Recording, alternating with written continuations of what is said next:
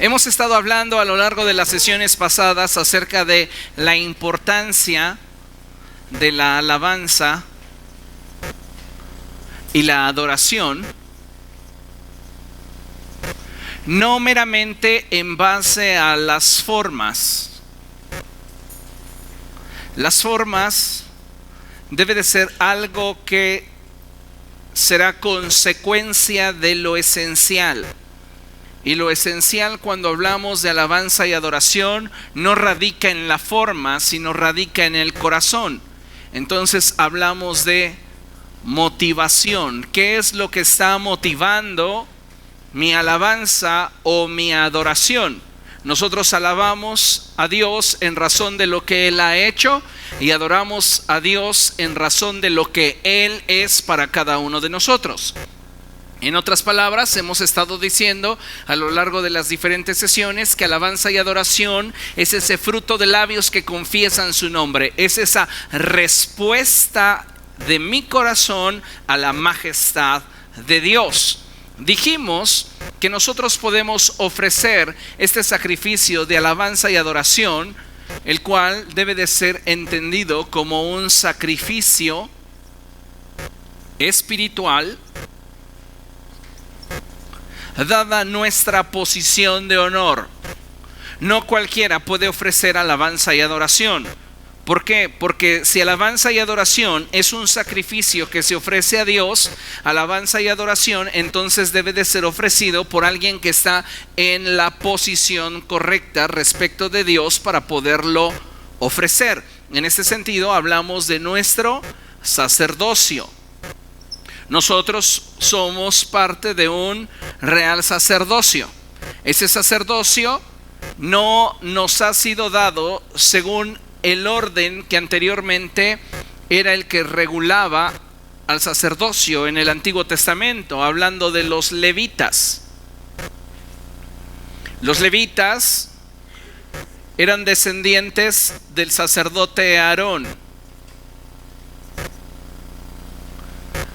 Y algo que muchas veces no alcanzamos a comprender o que muchas veces no hemos entendido del todo es que pensamos que alabanza y adoración hoy día tiene que ver con el ministerio levítico.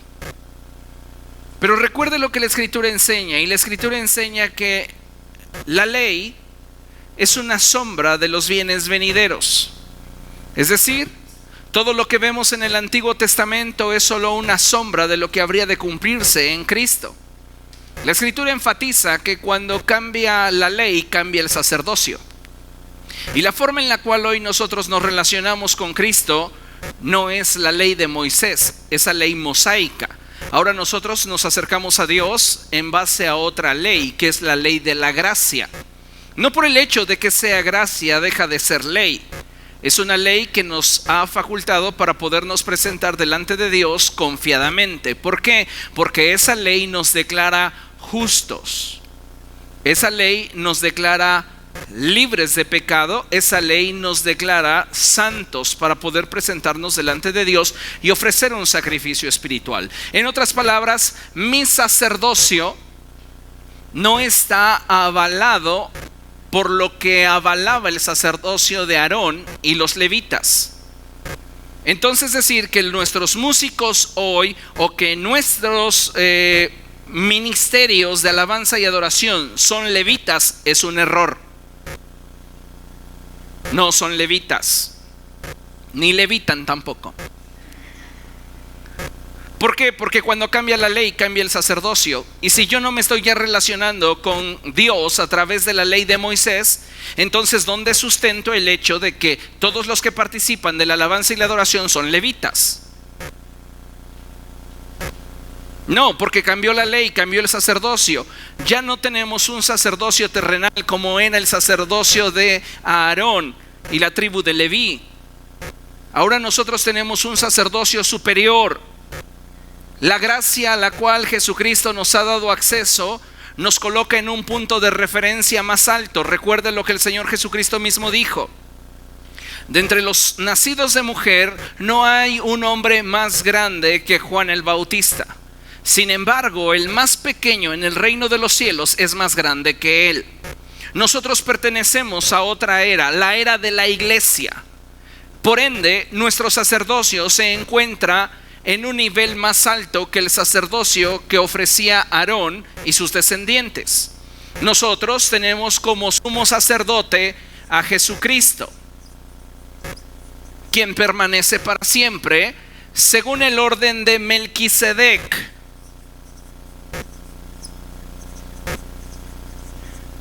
Esto es algo muy interesante porque estamos hablando de un orden sacerdotal superior.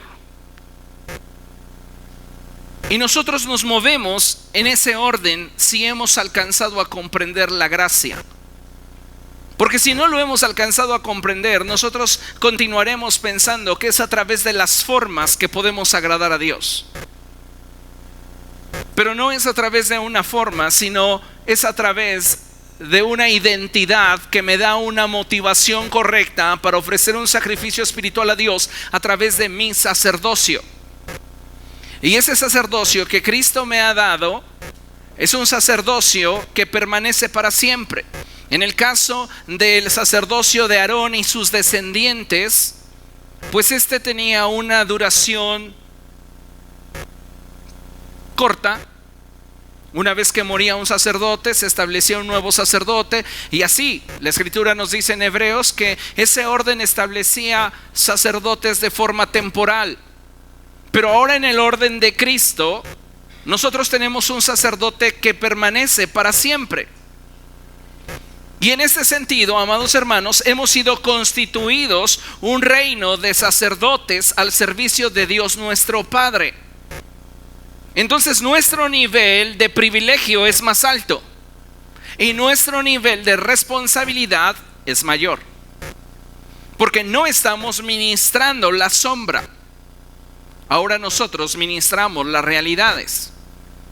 En el Antiguo Testamento, todo el esquema de adoración en el tabernáculo, que es un tema que vamos a abordar más adelante, era solo un modelo basado en formas que con el cumplimiento de la promesa dejarían de ser. Es decir, con el advenimiento del Mesías, su muerte, su resurrección y su ascensión, no sería necesario ofrecer más sacrificios, porque Él fue ofrecido una sola vez y para siempre. Entonces, con ese sacrificio nos ha hecho perfectos a nosotros los que adoramos. De tal manera que un sacerdocio a tipo de lo que representa Aarón y la ley de Moisés ya no es necesario delante de Dios, sino que todos nosotros, por medio del sacrificio de Jesucristo, podemos entrar a un nuevo orden sacerdotal en el cual tocamos las realidades. Ahora bien, no solamente es el hecho importante que nosotros hayamos sido sacerdotes constituidos por Cristo, sino que también es relevante el hecho que desde antes de la fundación del mundo, cuando Dios determinó en su mente y corazón crear al hombre, ya estaba ese deseo porque el hombre tuviera una relación con su creador. Entonces nosotros fuimos diseñados para adorar desde antes de la creación del mundo. Ya en la mente de Dios estaba el que usted y yo pudiéramos presentarnos delante de Él y ministrarle. ¿Qué? Sacrificios espirituales. Pero Dios ya sabía que el hombre iba a pecar. Por eso, desde antes de la fundación del mundo, prepara un sacrificio, el Cordero de Dios. Este cordero no fue improvisado, fue preparado aún antes de que el hombre existiera. Esto es predestinación en una mente omnisciente. Dios ya sabía todo lo que iba a pasar con nosotros y aún así decidió crearnos,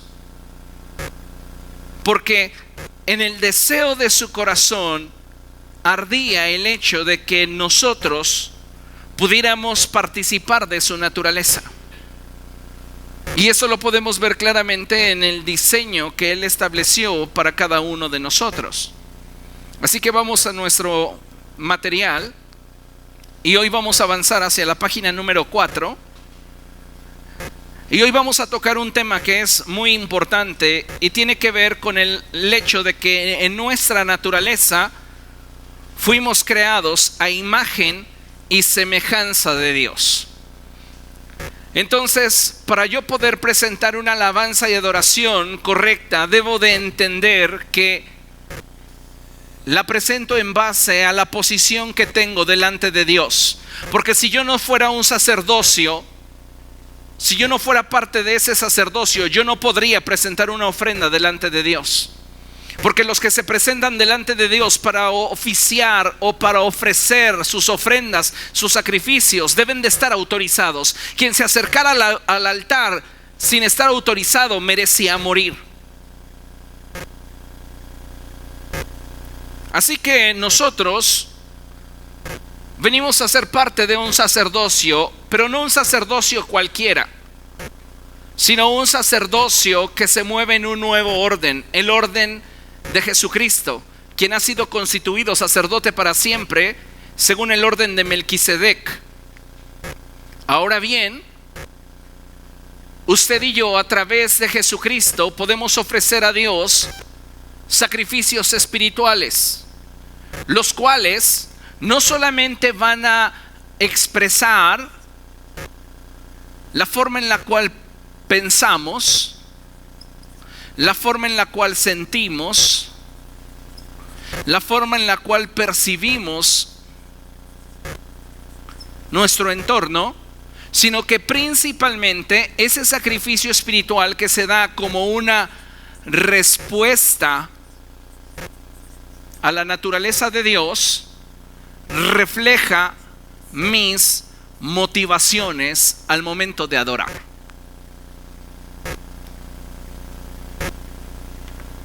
Y si yo tengo motivaciones puras, entonces puedo tener claro que mi alabanza y mi adoración tiene trascendencia en el mundo espiritual. Si yo tengo motivaciones equivocadas, lo único que se va a estar reflejando ahí es que mi respuesta es incorrecta, porque mi manera de pensar es incorrecta, porque mi manera de sentir es equivocada, y porque lo que estoy percibiendo respecto de lo que estoy haciendo no tiene nada que ver con aquello que fui constituido, un sacerdote. Y por ende, no puedo estar ofreciendo un sacrificio espiritual. Pero ahondando de una manera más simple, necesitamos comprender que como seres humanos hemos sido creados con dos cualidades muy importantes respecto de Dios y su naturaleza, y es imagen y es semejanza.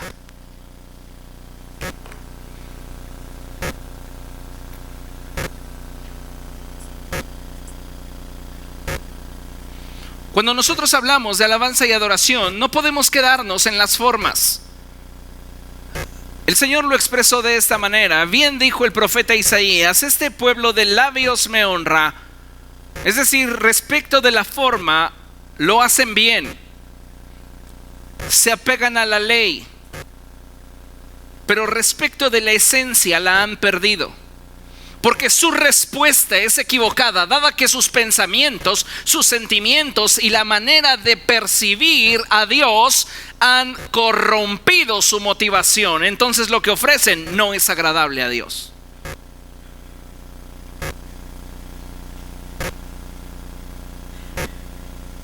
Por eso es relevante que entendamos nuestra naturaleza.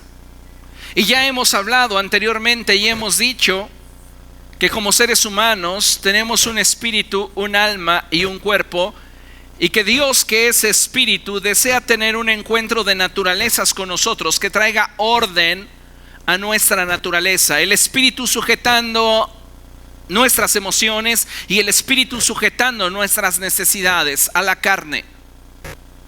Solo un encuentro de naturalezas entre el espíritu de Dios y nuestro espíritu trae este orden. Cualquier otra forma en la cual nosotros estemos tratando de relacionarnos con Dios no tendrá trascendencia, porque lo que Dios está buscando es un encuentro de naturalezas. Por eso es importante que entendamos que aun cuando somos espíritu, alma y cuerpo, requerimos de un orden en nuestra vida, y ese orden solo se da en la medida que nos exponemos a la gloria de Dios. Pero es necesario que comprendamos cómo es que funciona nuestra naturaleza. Entonces, por esto es que vamos a trabajar hoy sobre lo que es imagen y semejanza. Nuestro material dice lo siguiente: es imprescindible que entendamos correctamente el fundamento de la alabanza y la adoración, así como el por qué hoy podemos acercarnos a Dios y ofrecerle nuestros sacrificios de alabanza. Dios creó al hombre a su imagen y semejanza, con la finalidad de que tuviéramos comunión con Él. La iniciativa sigue presente. Dios quiere relacionarse con el ser humano.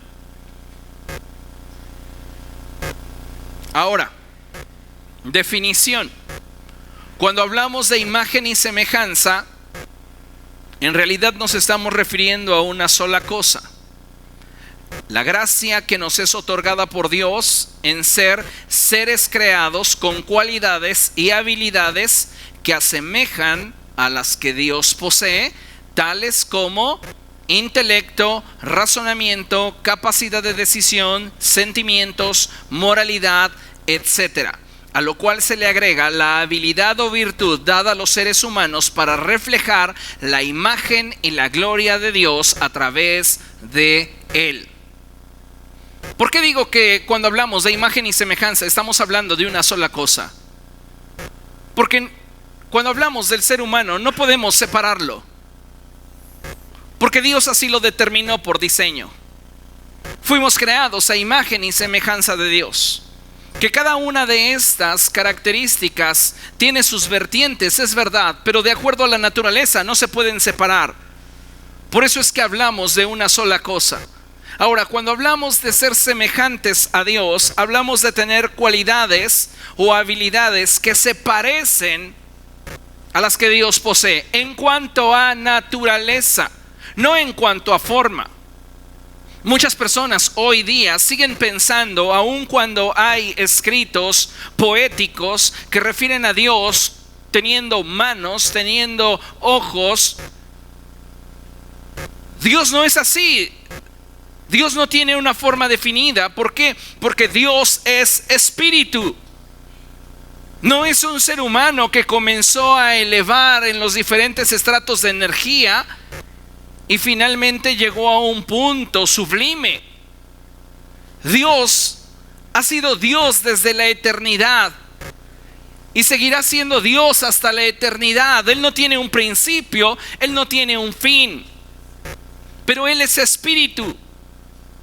Entonces, cuando en la escritura encontramos relatos como que Él me tiene tomado de su mano derecha, o relatos en el cual yo estoy en el hueco de su mano, son expresiones figuradas en las cuales Dios quiere revelar el cuidado y la protección que Él tiene para cada uno de nosotros, pero no son expresiones que definan características físicas de Él. Porque Él, al ser espíritu, es un ser incorpóreo.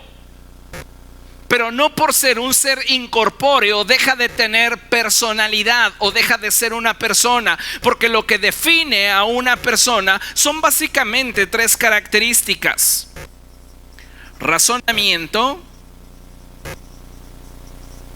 capacidad de razonamiento, emociones y decisión.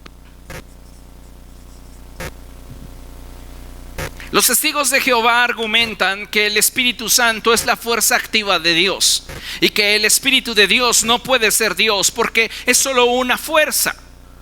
Pero de acuerdo a lo que la Escritura enseña, yo encuentro esas cualidades en el Espíritu Santo y no en la corriente eléctrica, no en un campo magnético. Un campo magnético no se ofende, el Espíritu Santo sí. Yo no puedo entristecer a la corriente eléctrica, pero sí al Espíritu Santo. La corriente eléctrica por sí misma no puede decidir si en un circuito cerrado toma una u otra dirección.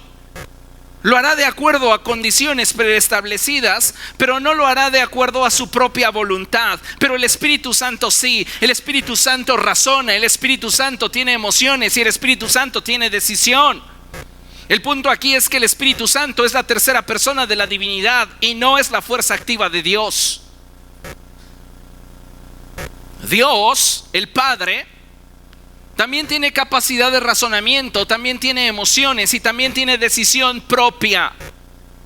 Hablamos de un solo Dios verdadero, el Elohim.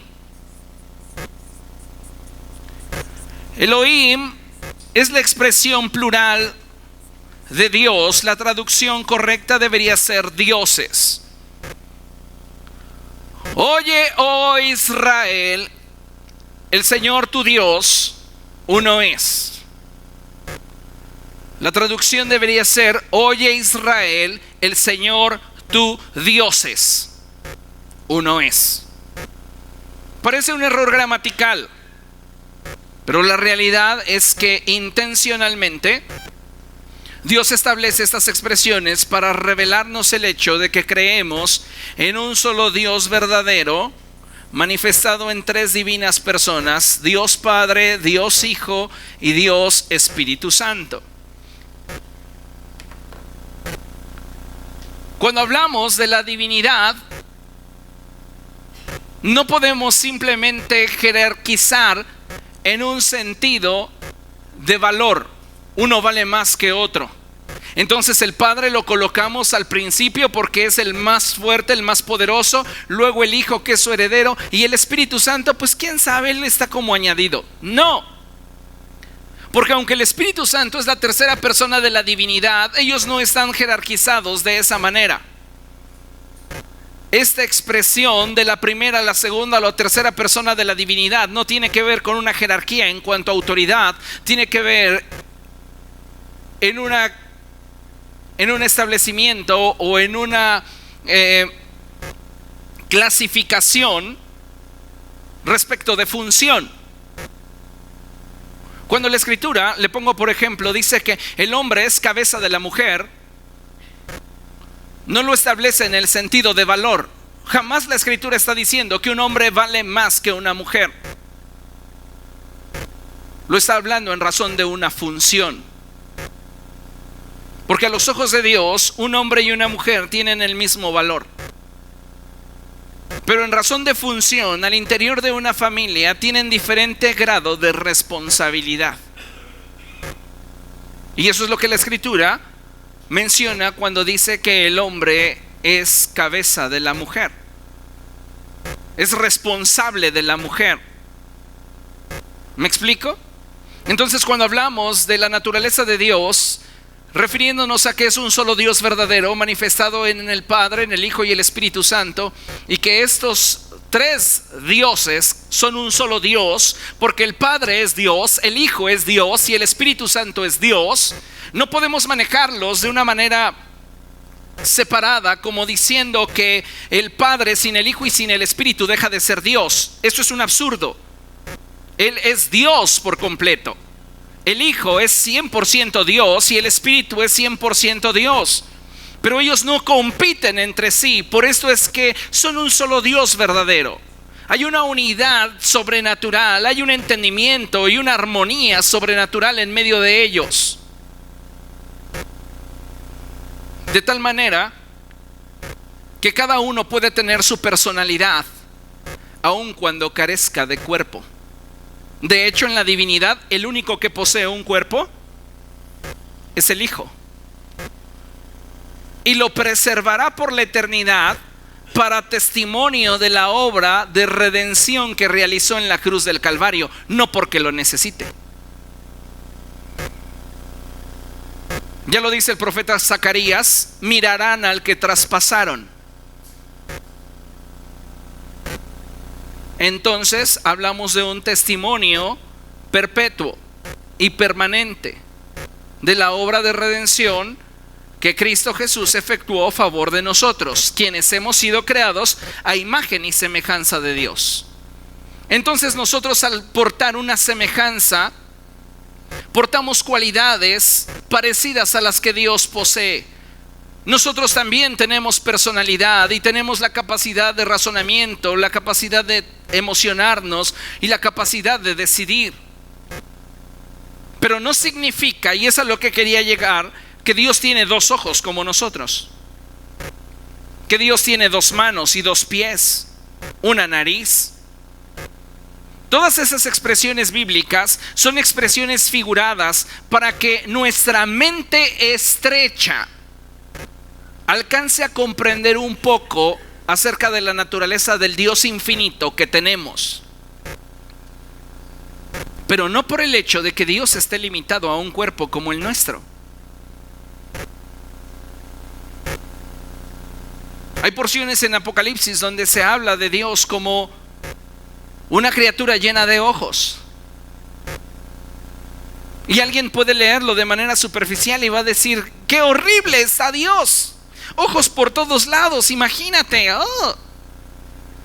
Pero lo único que está reflejando la Escritura en el lenguaje figurado que está empleando es la omnisciencia de Dios, que todo lo conoce, que todo lo ve, que todo lo escudriña. Fíjese nada más el nivel de cuidado que tiene Dios acerca de escudriñar los corazones, que de acuerdo a las Escrituras ni el Espíritu Santo se le escapa. Lo escudriña al Espíritu Santo. Y a veces nosotros pensamos que nuestras motivaciones carnales se van a esconder de los ojos de Dios. No. Pero tenemos que comprender nuestra naturaleza para entender entonces cuál es la forma en la que yo puedo darle a Dios un mejor sacrificio cada vez. Entendiendo cuáles pueden ser mis limitantes, cuáles pueden ser mis áreas de oportunidad, cuáles pueden ser mis puntos débiles que debo de cuidar, que debo de fortalecer para que mi adoración pueda tener una mayor trascendencia y una mejor proyección en el mundo espiritual. Si tú crees que tu alabanza y tu adoración no es parte de lo que requerimos para establecer el gobierno de Dios en la tierra, estamos completamente equivocados. En la sombra lo vemos. Josafat adoró a Dios y el gobierno de Dios se estableció. La voluntad de Dios fue hecha. Y muchos de nosotros estamos menospreciando alabanza y adoración, considerándolo simplemente como la expresión de una forma, cuando lo que se revela en mi alabanza y mi adoración es mi motivación, en cómo lo estoy ofreciendo, en cómo lo estoy entregando. Entonces, volviendo al punto anterior, cuando hablamos de semejanza, hablamos de características que se parecen a las que Dios posee. Hablamos de razonamiento, hablamos de emociones, hablamos de decisión, hablamos también de moralidad. Fuimos creados seres morales. Y sabe una cosa bien interesante, todos, no importa la cultura, no importa la época, no importa la sociedad en la cual nosotros nos desenvolvamos, todos llevamos escrita en el corazón la ley de Dios. Ya fue diseño de fábrica, así Dios te creó. Y entonces sucede algo muy importante, y es que cuando nosotros fallamos, todos nuestros actos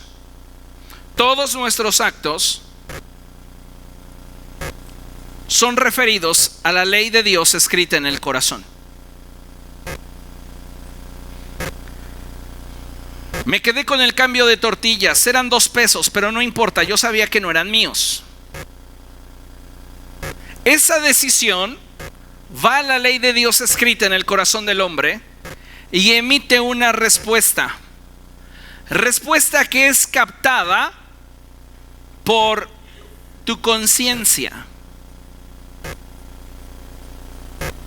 Y esa respuesta en la conciencia te declara justo o culpable.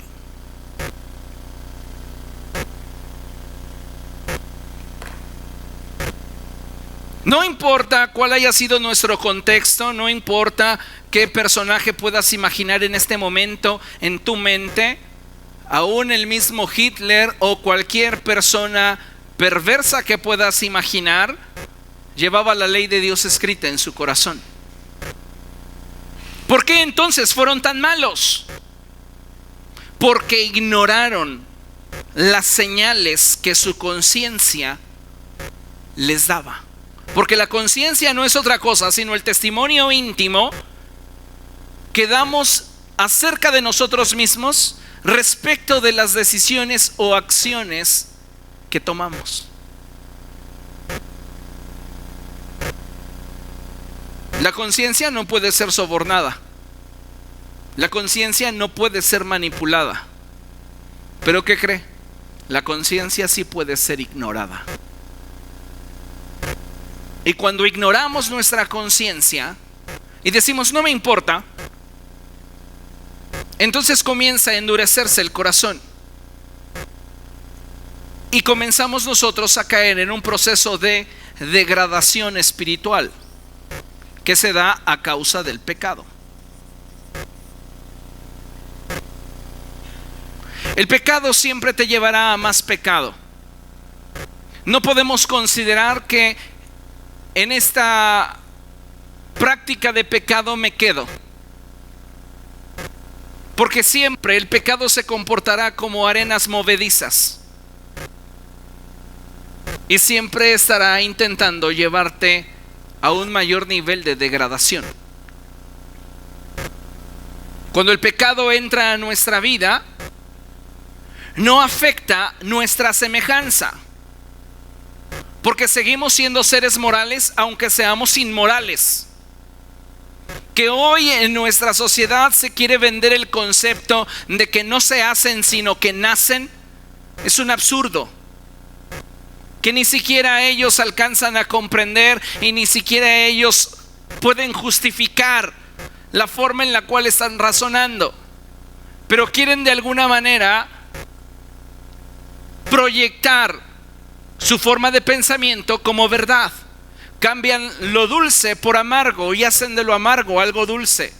Hacen de las luz tinieblas y de las tinieblas luz. Así de corrompida está nuestra sociedad. El punto aquí es que cuando nosotros le damos lugar al pecado en nuestra vida, seguimos siendo morales aunque seamos inmorales. Seguimos teniendo razonamiento aunque actuemos como si no lo poseyéramos. Seguimos teniendo emociones y capacidad de decisión. La semejanza continúa intacta. El problema que produce el pecado se da en esta área. La imagen de Dios en nosotros. Porque cuando fuimos creados y fuimos creados a su imagen, fuimos creados con la capacidad de reflejar a Dios de manera perfecta. El primer Adán caminaba con Dios en el huerto. No pensemos que Adán fue creado un día domingo y Dios lo expulsó el lunes por la mañana. A veces pensamos que Dios crea a Adán el domingo por la tarde y para el lunes por la mañana ya lo corrió del huerto. En algún momento se los explicaba y tengo una teoría respecto del huerto. Y es que el periodo o la vida en el huerto del Edén era atemporal. Era como disfrutar del cielo en la tierra. El tiempo no pasaba. ¿Cuánto tiempo estuvo ahí el hombre? No lo sé. Pero lo que sí puedo decirle es que no lo creó y lo echó mañana. Adán estaba familiarizado con Dios, conocía a Dios, disfrutaba de Dios. Dios privilegió a Adán para que él estuviera en el huerto, labrándolo y guardándolo. Y fue un día cuando finalmente Adán comete un error y peca, que la imagen de Dios deja de proyectarse en él y ve su desnudez. Ya no veía como veía antes. La gloria se disipó y lo que cubría su desnudez ahora ya no estaba. Y él comenzó a experimentar muchos cambios en un instante. Su visión de las cosas se cambió, su percepción de Dios se alteró. Por eso cuando escucha la voz de Dios en el huerto y Dios comienza a hablarle, él tiene temor en su corazón y va y se esconde.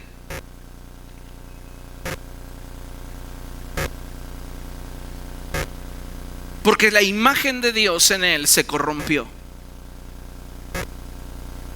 Cuando hablamos de la forma en la cual hemos sido creados, semejanza es relevante porque nos habla de aquellos atributos que compartimos con Dios, que son semejantes a los que Él posee. No son los mismos en cuanto a capacidad, no son los mismos en cuanto a potencia, pero son semejantes. Y cuando hablamos de imagen, hablamos de esa facultad que solo el hombre tiene de reflejar la gloria de Dios. David escribe cosas como estas: los cielos cuentan la gloria de Dios, el firmamento anuncia la obra de sus manos.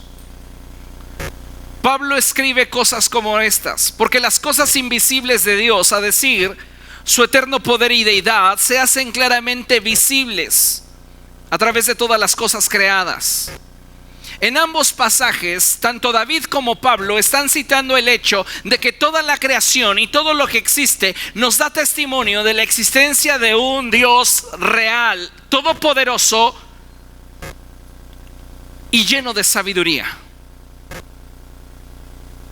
Pero ninguno de ellos afirma que la creación tiene la capacidad de reflejar a Dios. Porque una montaña me puede hablar de la majestad de Dios. Porque los océanos me pueden hablar de la grandeza y el poder de Dios. Porque la suave brisa del viento en mi cara puede hablarme de la realidad de que Dios está en control. Pero solo el ser humano puede proyectar a la naturaleza entera y a otros seres humanos que Dios está gobernando en su corazón. Y cuando Dios no está gobernando en nuestro corazón, no significa nosotros que hayamos dejado de ser a imagen de Dios. Significa que esa imagen de Dios que está en nosotros está corrompida. Y solo comienza un proceso de restauración, de regeneración, cuando nosotros venimos a Jesucristo.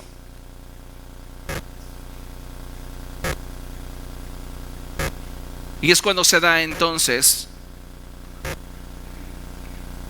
el nuevo nacimiento y recuperamos lo que el pecado nos robó.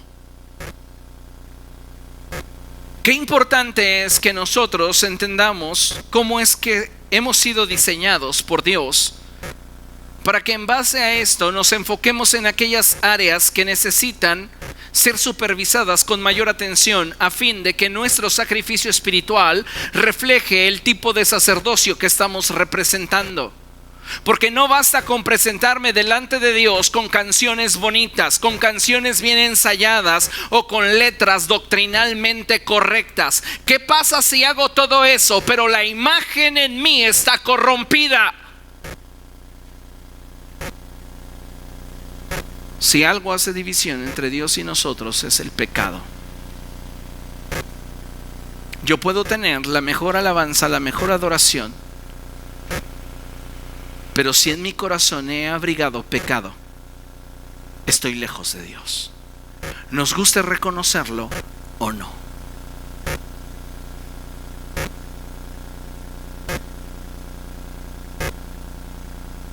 Por eso es importante entender que no basta con la forma, tiene que ver con el corazón. Y yo necesito entender que no tiene solo que ver con lo que siento. sino tiene que ver más con lo que soy, con lo que hay en mí para ofrecer a Dios.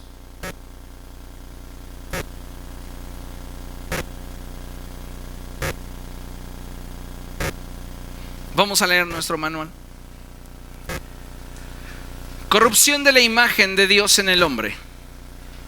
Pero cuando el hombre desobedeció, el pecado vino a romper la relación de intimidad que existía entre Dios y el hombre, produciendo en el hombre un estado de muerte, es decir, separación espiritual. Dios ya le había dicho a Adán: el día que del fruto de ese árbol comas, ciertamente morirás. Y la serpiente vino y le dijo a Eva: con que Dios dijo que no tocaran.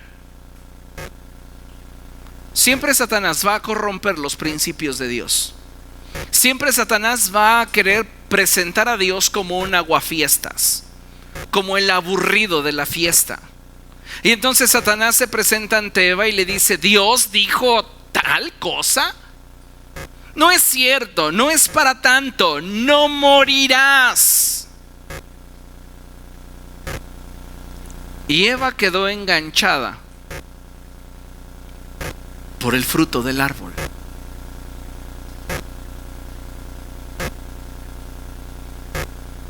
¿Cuántas veces nosotros quedamos enganchados a lo que Dios te ha dicho no por causa de no moverte cuando sabes que te tienes que mover?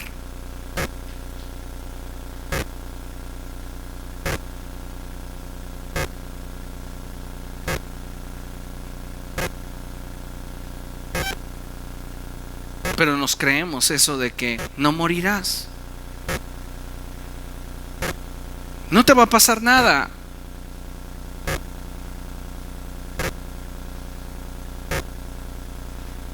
Y sabe una cosa, la Escritura enseña que por cuanto todos hemos pecado, hemos sido destituidos de la gloria de Dios. Y esa destitución es una forma violenta de separarnos de Dios.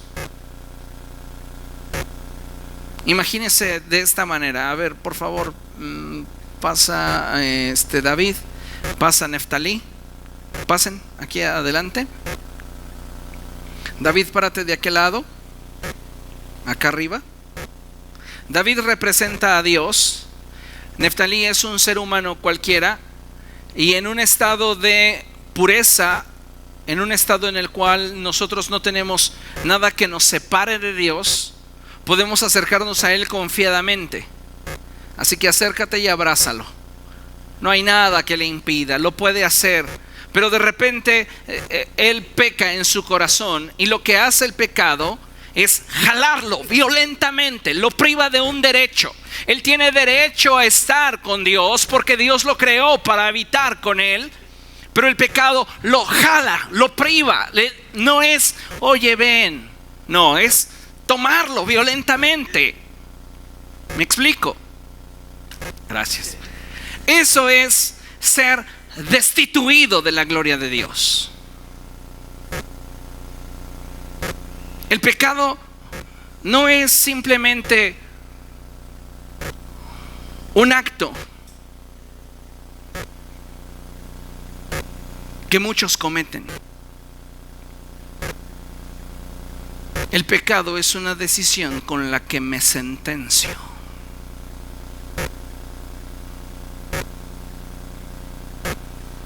Puedes subirlo al Face. El pecado no es solo un acto que se comete, es una decisión con la que me sentencio. ¿A qué? A no caminar más con Dios.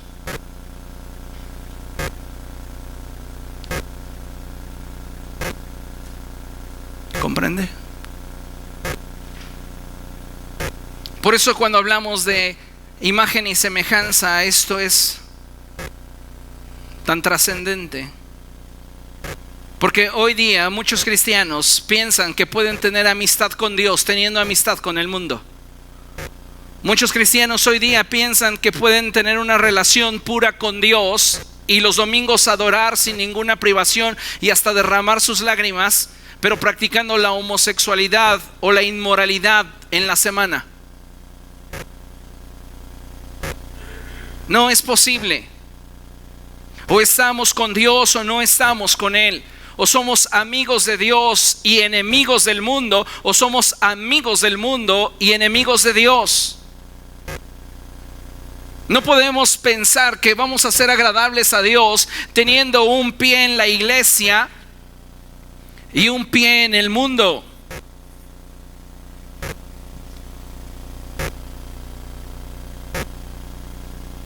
El Señor Jesucristo dijo: no he venido a traer paz a la tierra, he venido a traer espada. Es decir, he venido a poner en conflicto lo que has considerado por mucho tiempo como lo básico y esencial respecto de lo que es eterno y lo que es verdaderamente relevante.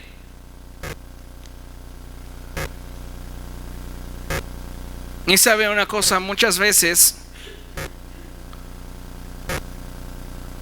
nos vendemos la idea que Eva compró. No pasa nada. Y nos pasa muchas veces como le sucedió a Sansón, que llegado el momento ni siquiera te has dado cuenta que Dios ya no está contigo, por causa de que para ti pecar ha sido algo habitual.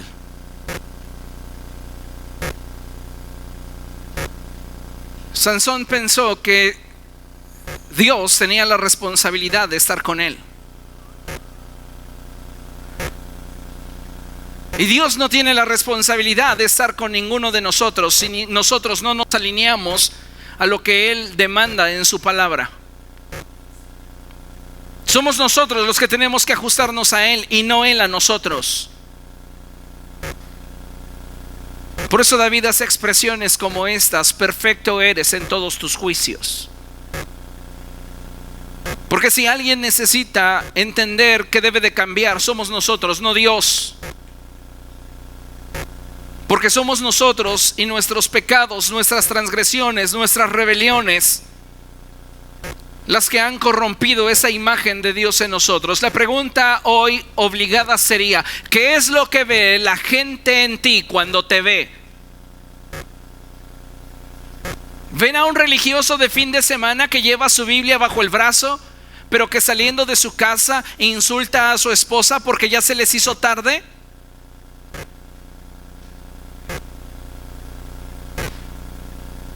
¿Qué es lo que la gente ve de mí cuando me ve?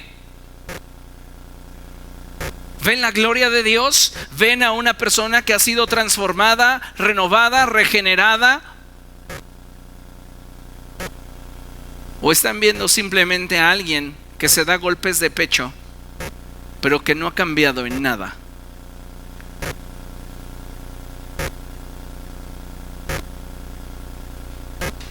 Adoración tiene más que ver con lo que somos que con lo que hacemos. Adoración tiene más que ver con nuestra obediencia a Dios que con lo que cantamos.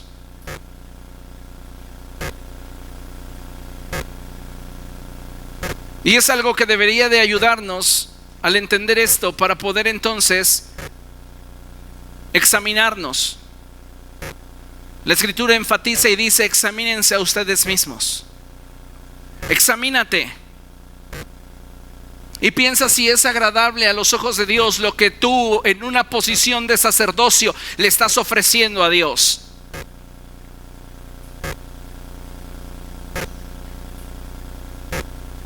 Dice la Escritura que nosotros le ofrecemos su pan. Es como si le estuviéramos ofreciendo de comer. ¿Cómo es ese platillo que le ofreces a Dios?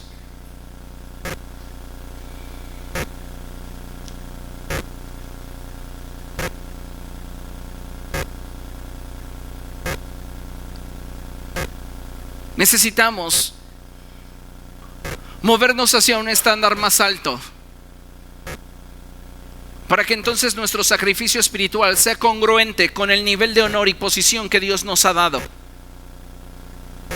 de ser constituidos sacerdotes según el orden de Melquisedec, mismo orden en el cual Jesucristo ha sido establecido como sumo sacerdote para siempre.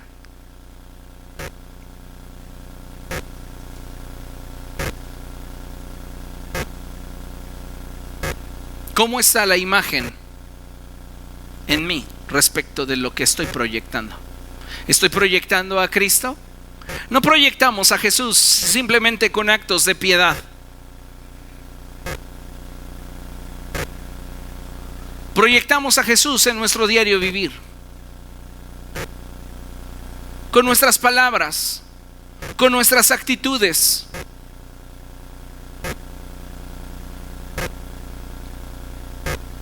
Proyectamos a Cristo con nuestros actos de omisión o con acciones. La pregunta es, ¿qué es lo que estoy proyectando?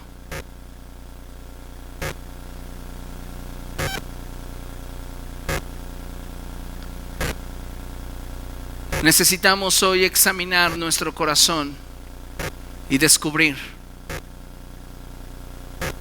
dónde está fallando mi vida.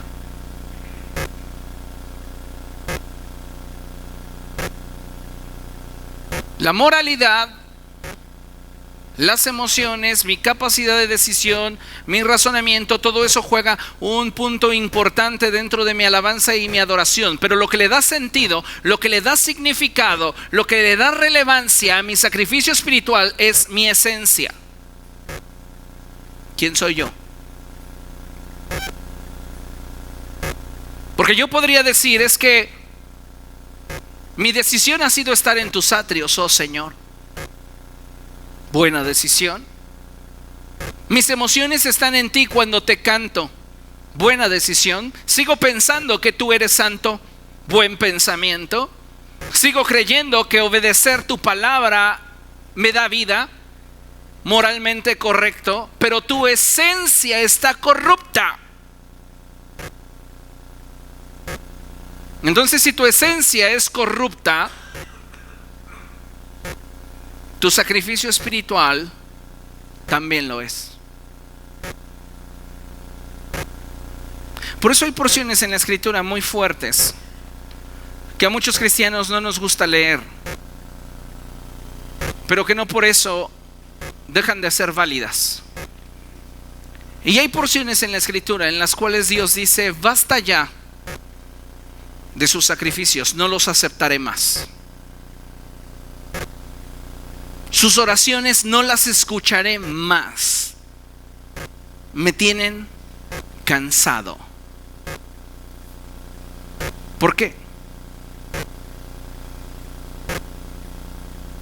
No es porque simplemente Él haya perdido la paciencia o porque Él de plano ya se encuentra harto de nosotros. Es una expresión en la cual Dios dice: quiero que entiendas una cosa, que mientras que no te caiga el 20, no puedes acercarte a mí, no porque no quieras, sino porque hay leyes que así lo establecen. Entonces, lo que estoy tratando de decirte es que no importa cuánto grites o cuánto llores en la alabanza, yo no te puedo escuchar. ¿Por qué? Porque no tienes la capacidad de conectarte conmigo, porque en tu esencia, en tu espíritu, te has corrompido.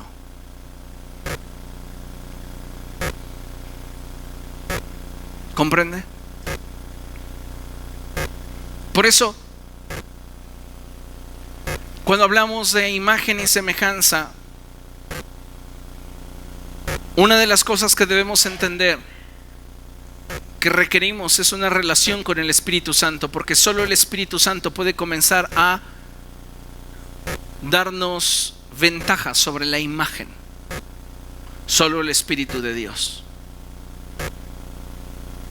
Segunda a los Corintios 3:18, así lo menciona: por la acción del Espíritu nosotros somos transformados con más y más gloria a imagen de nuestro Señor Jesucristo.